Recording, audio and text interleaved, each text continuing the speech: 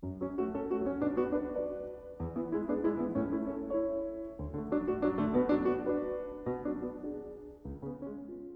qui est intéressant, c'est qu'aujourd'hui, j'ai pas ramassé des patates, j'ai été toute la journée plutôt avec le jardin des Séphiroth.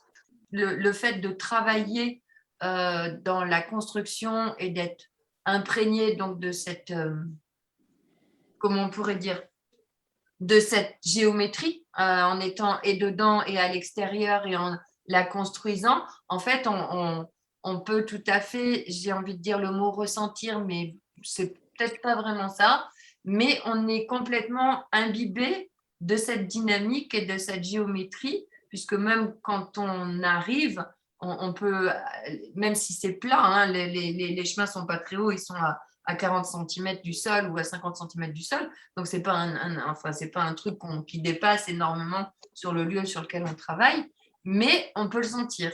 Et comme on fait des visites de jardin pour que les gens aient accès un petit peu c'est quoi un jardin en fait, ce dont on a déjà parlé, c'est pas simplement un endroit où on plante des trucs et on va ramasser, parce que là, ça a un côté un peu bizarre, enfin, de fonctionner comme ça. Et donc, en fait, dans les visites de jardin, je vois les gens sont complètement attirés, même sans savoir ce que c'est, par cet espace-là. Et ça produit ce que ça doit produire, c'est-à-dire des processus de remise en forme, des, des processus voilà, de réinitialisation. Hein. C'est ça. On est dans un. Alors bon, là, je vais me dire hein, franchement ce que moi je vois, c'est qu'on est vraiment dans un truc qui est en 3D et donc qui est opérant, donc qui est résonant de géométrie opérative à notre propre géométrie. Et donc, comme on est au départ de tout, en fait, ça va être un outil de réinitialisation en fait, de nos modes de fonctionnement qui sont erronés ou pathogènes. Voilà, ça c'est clair et net. Mais ce qui est absolument génial, c'est que comme il est en construction, enfin moi je peux le sentir, il est quand même, il est à la fois totalement opérant déjà, et en même temps, il est complètement en devenir. C'est-à-dire qu'il est en train de se construire, de s'enrichir. Et en même temps, alors c'est rigolo parce que j'ai passé quand même la journée quand même un peu avec lui. C'est conjoint, c'est-à-dire ce qui se vit chez lui, je peux le sentir chez moi. Et je commence à comprendre un peu comment il va être opératif parce que euh, voilà, c'est-à-dire ça, c'est un mode de fonctionnement, je ne sais pas si on peut en parler, mais en tout cas, ça me fait rigoler. C'est-à-dire que je ne sais jamais à l'avance ce que je fais. Et je ne sais jamais très bien pourquoi je le fais, mais je sais que je dois le faire, ça c'est clair. Et donc, en fait, le fait de le construire et enfin, moi, je l'attends depuis 3 ans, hein, donc je suis cool. Enfin, je me sens cool, en tout cas, par rapport à ça. Et le fait qu'il soit là et de le voir s'organiser, parce que c'est complètement organique comme construction, c'est pas nous qui faisons maître d'œuvre en se disant voilà les planches, vas-y on a bossé, mais je veux dire il y a un truc plus rigolo, plus profond, plus vivant, plus organique en fait dans cette histoire-là. Et en fait c'est enfin c'est intra, c'est inter, je sais pas comment on dit, c'est conjoint, voilà. C'est-à-dire il se construit, on se construit. Et ce qui se vit à l'intérieur de cet espace, on peut vraiment le pressentir à l'intérieur de nous-mêmes. Voilà, ça c'est quelque chose qui est totalement remarquable et qui s'affine à chaque fois qu'on intervient dessus, puisqu'il y en a toujours un de nous ou plusieurs qui interviennent dans cet espace. Et voilà, donc c'est vraiment en tout cas la sensation que je retiens moi de cette journée où j'étais plus, alors ni branchée ni connectée avec, tout simplement, avec cet espace-là. Voilà. Et je commence à entrevoir, même si j'ai envie de dire, je sais comment il va être opératif pour accompagner les personnes, je commence vraiment à le ressentir internement, intérieurement. Voilà. Tout ça pour dire que Annick de Souzenel, pour moi, c'est quelqu'un qui est rentré donc dans les codes vibratoires des ondes de forme en s'appuyant sur le tracé des lettres hébraïques. Je vous avais dit qu'à un moment donné, quand je faisais du pain, moi j'avais travaillé avec 3 lettres hébraïques qui étaient des lettres qui correspondaient à la terre, à l'eau et au feu sur de l'information d'eau pour faire travailler le levain et le pain. Et ça décoiffe quand on mange le pain, quand il y a eu un travail comme ça. Voilà. En tout cas, c'était une expérience qui était très forte. Et du coup, moi, je suis rentrée, mais de manière superficielle, hein, simplement en sensation. par ce travail qui s'est imposé à moi, mais je ne savais encore pas du tout, enfin, je ne sais pas pourquoi j'ai fait ça, en fait, c'était comme ça, mais c'est par cette démarche de l'aide hébraïque que j'ai rencontré le travail d'Annick de Souzenel, mais j'ai lu un livre d'Annick de Souzenel, mais c'est tout. Voilà, je pense que c'est, pour l'avoir rencontrée, c'est une super nénette qui est vraiment rentrée dans le cœur de son travail, qui a été au fond du cœur de la cellule des recherches qu'elle a menées. Mais je ne vais pas en faire un... Enfin, le jardin des Séphirotes est quelque chose qui appartient au jardin des Séphirotes. Il n'appartient pas à quelqu'un d'autre qu'à lui-même. Voilà. Je veux dire, je n'ai pas besoin de le raccrocher. C'est juste pour vous, dans cet échange, puisque nous, on l'a retraduit sur un plan végétal et qui est opérant, puisque le végétal porte l'univers en lui, comme nous-mêmes, enfin, je veux dire, c'est tellement évident quand on voit le cœur d'une fleur où on a le nombre d'or, où il y a toutes les architectures qui se mettent en place et qu'un végétal est capable de choper des minéraux sur un plan tellurique, de choper de la lumière, d'organiser ça en matière, en 3 dimensions et à foutre des couleurs et des pigments et des odeurs, je me dis, ouais, il y a quand même un truc qui est vraiment particulier par rapport à ça. Et donc, le fait de le retraduire dans le cheminement qui est interne, puisque je n'en connais pas, enfin, je ne sais pas pourquoi, mais en tout cas, ça, c'est fait. C'est évident que c'est opératif, encore pour moi, démultiplié, parce que c'est investi et c'est inhérent à une dynamique végétale. Voilà.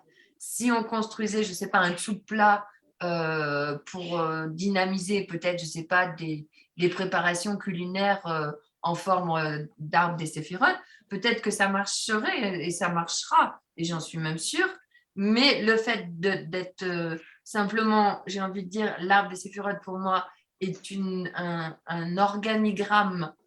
Voilà, je me lance, attends, ça fait un truc comme ça dans ma tête, un organigramme organique qui est traduit en extérieur par la dynamique du végétal et par les essences qui vont être choisies. Donc là, pour moi, ça devient autre chose que l'arbre des séphirotes. Voilà. Tout ça pour dire que l'arbre des séphirotes est devenu le jardin des séphirotes, mais le jardin des séphirotes n'appartient à personne.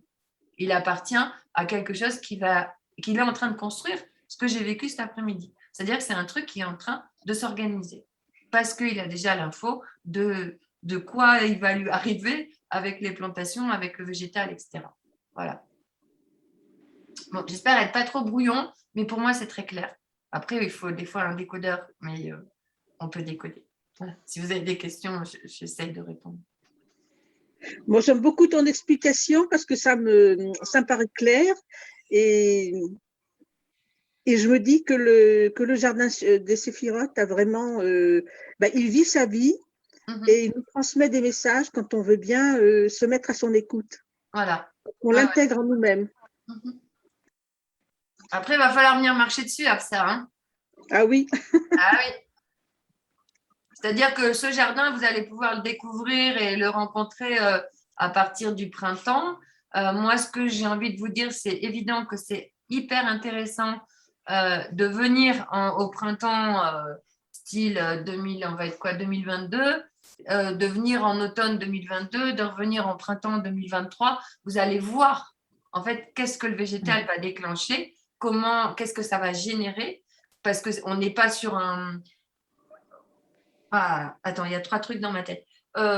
Si on pense à un dessous de plat, par exemple, hein, qui serait construit sur l'arbre des séphirotes, il va être en géométrie, ce qu'on appelle géométrie opérative, et il va forcément réinitialiser le vivant, améliorer ce que vous aurez posé dessus, il n'y a pas de souci. Le fait que ce soit le végétal qui va prendre, pour moi, sa place à l'intérieur de cet espace qui est calé donc sur l'arbre des séphirotes, ça va ajouter ou enlever, enfin ça va faire quelque chose de différent. On n'est pas sur une construction qui aurait pu être tout à fait une construction en pierre ou en ciment ou je ne sais quoi, et garder simplement cette géométrie. Le fait que ça soit investi et extériorisé par le végétal, qui lui va aussi induire des cycles, des rythmes, des métamorphoses. C'est quelque chose de complètement différent à quelque chose qui serait construit même avec de la shungite ou je ne sais pas quoi, ou taillé dans je sais quelle pierre miraculeuse. Et pour moi, la dimension du végétal va lui donner une autre dimension qu'il n'a pas. Enfin, moi, j'en connais pas. J'espère qu'il y en a plein dans le monde. Hein. Parce que si j'ai eu cette idée, c'est qu'il y en a d'autres qui l'ont eu. Il n'y a pas que moi, hein, c'est sûr. Mais le fait qu'il y ait cette histoire de végétal qui va l'amener dans des cycles, dans des rythmes, dans des métamorphoses, dans des évolutions, avec des expressions différentes, parce qu'il va y avoir plein de plantes, ça va changer quelque chose. Ça, c'est clair. Voilà. Pour bien comprendre pourquoi c'est le jardin des séphirotes. Ce n'est pas un copier-coller de l'arbre des séphirotes où on va foutre des géraniums et puis 3 arbres en se disant youpi, c'est un super, je sais pas, parc ou je ne sais quoi. Mais bon, visuellement, en parlant de ça, je me dis on pourrait faire ça sur des territoires en haut des montagnes. Enfin, non, stop, ok, ouais, c'est bien. Voilà. Mais bon, le végétal va amener une dimension qu'on n'aurait pas si on était simplement dans ce qu'on appelle la géométrie opérative. On la rend vivante par le végétal. Pour avoir un parallèle et une compréhension, ici, on est sur des terres, donc altitude, sur du granit, sur des terres yang, sur des terres silice, lumière, qui n'ont aucune affinité avec l'eau et qui ne savent pas boire. Cette terre, ça devrait être presque un désert. Et pourtant, il y a plein d'arbres et il y a plein de végétaux et c'est très vert. Mais en fait, on voit bien, enfin moi je peux le sentir en tout cas, cette sensation minérale de ces espaces là où on vit, avec l'interaction en fait du végétal qui est une espèce d'interface qui met en mouvement ces espèces de plaques sur lesquelles on est qui sont du granit et qui sont une interface complètement vivante et qui devient végétale. Mais du coup, c'est un espèce de vase communicant dans le sens où ce n'est que parce qu'il y a des végétaux que cette terre accepte l'eau. Et pour moi, j'ai envie de dire, parce qu'on est passé du christique au quantique, l'arbre des séphirotes ne peut plus être désuet parce que c'est devenu un jardin et qui redevient vivant et va reprendre une nouvelle dimension parce qu'il passe par le végétal. Par rapport à ça, c'est ce pourquoi j'ai mis assez longtemps à essayer de voir, parce que je ne fonctionne pas intellectuellement, à voir en fait qu'est-ce qui se joue avec l'arbre des séphirotes. Et le fait d'être, parce que j'ai vécu des choses avec des multiplications de blé qui étaient à caractère christique clair. Je veux dire, nous sommes dans cette civilisation du blé, de la multiplication des pains, enfin bref, toute cette histoire-là qui est finie. Je ne cultiverai plus de blé, je crois, même si cette année on en a fait. Ils commencent à m'énerver, je crois, parce qu'en plus ils font n'importe quoi. Mais il y avait vraiment cette dimension végétale par rapport à l'arbre des séphirotes qui, si on le laisse à sa place en tant qu'arbre des séphirotes, donc je vais faire péter un câble, et heureusement qu'on est en petit comité, mais tous les grands chercheurs que j'ai rencontrés, quand j'ai rencontré Annick de Souzenel, qui sont spécialistes sur l'arbre des séphirotes, je pense que là, je passe sur un bûcher direct, mais pour moi, il y a quelque chose d'obsolète. Mais il est juste obsolète parce qu'en fait, toute chose, pour qu'elle reste opérative, doit rester vivante. Et dès qu'on tombe dans quelque chose qui commence à être statique, avec des dogmes, ce que moi j'ai rencontré quand j'ai rencontré des spécialistes de l'arbre des séphirotes, il est mort. Pour moi, il est mort. Et symboliquement, le fait que ça soit venu à un moment donné de manière très claire et très précise, où ce point clé pour activer le jardin des séphirotes, c'était un pommier, et c'était pas n'importe quel pommier, c'était pas n'importe quel endroit.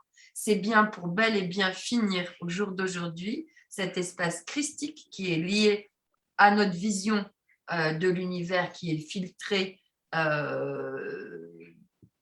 de notre côté occidental pour passer, on va dire, au quantique. Et c'était hyper important enfin, pour moi, j'aurais jamais fait ça de toute façon, puisque c'était pas ça.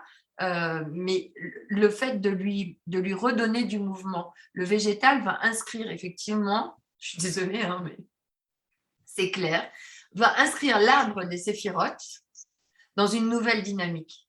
Et ça, j'en suis sûre. Voilà. Donc, et c'est le végétal qui va induire ce phénomène-là. Donc, on n'est plus sur de l'ancien, rattaché donc, on va dire, à l'ancien dans le bon sens du terme. Hein. C'est l'ancien n'est vivant que si on lui redonne vie. Hein. Je veux dire, c'est comme un feu. Je veux dire, enfin, honorer le feu, c'est pas mettre des cendres dans une bouteille. S'il va bien falloir mettre du bois nouveau, il va bien falloir que la braise souffle dessus, il va falloir, enfin, il y a de l'apport du neuf tout le temps. Voilà, moi, ça me met une banane parce que j'ai compris quelque chose cet après-midi et je trouve ça génial, quoi, voilà. Mais parce que j'ai pas cherché, c'est juste parce que j'ai trimballé des cailloux tout l'après-midi et que j'ai calé des planches. Hein. Mais bon, c'était dans cet espace-là, voilà. Et ça, ça me touche et ça me confirme les grands changements dans lesquels on est, voilà.